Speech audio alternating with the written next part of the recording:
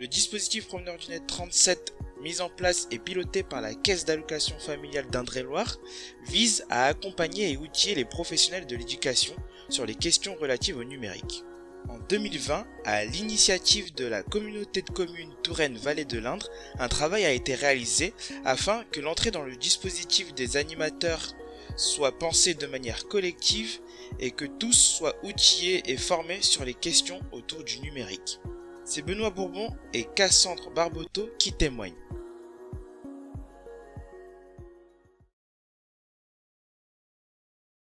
Je suis Benoît Bourbon, je suis responsable du service jeunesse pour la communauté de communes Touraine-Vallée de l'Indre. J'ai donc en charge les structures ados 11-17 ans, les maisons de service au public ou Espace France Service, et puis les points information jeunesse. Moi, c'est Cassandre Barboteau. Je suis animatrice ado 11-17 et parallèlement directrice du secteur ado Vallée du Lys à la communauté de communes Touraine-Vallée de l'Indre. La communauté de communes, c'est 22 communes. On a découpé le territoire en 4 territoires. Et à la tête de chacun des territoires, on a positionné un directeur d'accueil collectif de mineurs avec un fonctionnement en multisite. C'est-à-dire qu'on a un directeur avec 1 ou 2 animateurs selon les territoires qui interviennent sur plusieurs communes. Et on y accueille les 11-17 ans. Et puis, tu as les informateurs jeunesse avec les points de formation jeunesse. Pour moi, il y a un volet,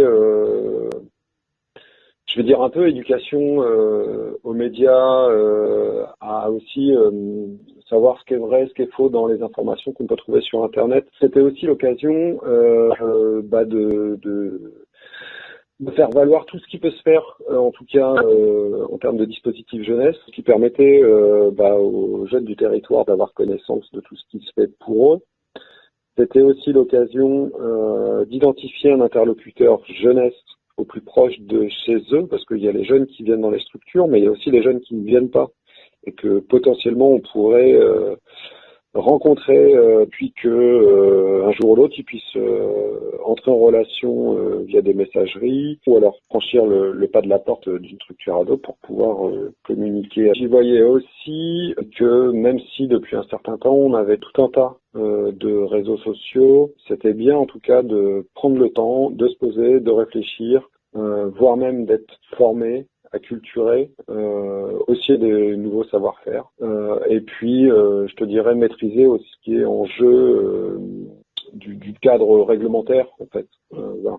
Et d'entrer aussi en rencontre avec d'autres interlocuteurs promeneurs du net hors territoire. Mais pour moi, c'est quand même l'opportunité de sacrément agrandir notre territoire en fait, de contact avec les jeunes. Alors virtuellement parlant, mais agrandissement de territoire, accès à toutes les formations que vous nous avez offertes cette année. Vraiment, pour moi, c'est le plus grand des avantages pour l'instant. On a appris vraiment beaucoup de choses et je m'en suis plutôt pas mal servie cette année. Donc peut-être que mes réponses seraient différentes l'année prochaine, mais pour l'instant, c'est tout l'accès à toutes ces informations, à toutes ces mines de documents, de ressources, les rencontres aussi de structures ressources que vous nous avez partagées. Voilà, pour moi, c'est le plus grand intérêt pour l'instant.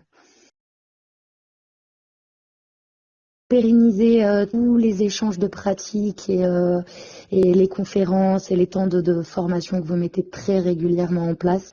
Cette boîte à outils, là, j'ai pas encore mis le nez dedans, mais c'est une pépite pour moi à mes yeux. Donc pérenniser tout ça et mobiliser encore plus de personnes pour contribuer à ces beaux projets.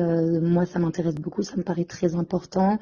Et de façon pratico-pratique, peut-être nous aider à disposer de plus de matériel pour faciliter le développement de ces pages individuelles de promeneurs du net. Tu vois, ce serait peut-être le matériel qui nous manquerait à échelle de notre territoire.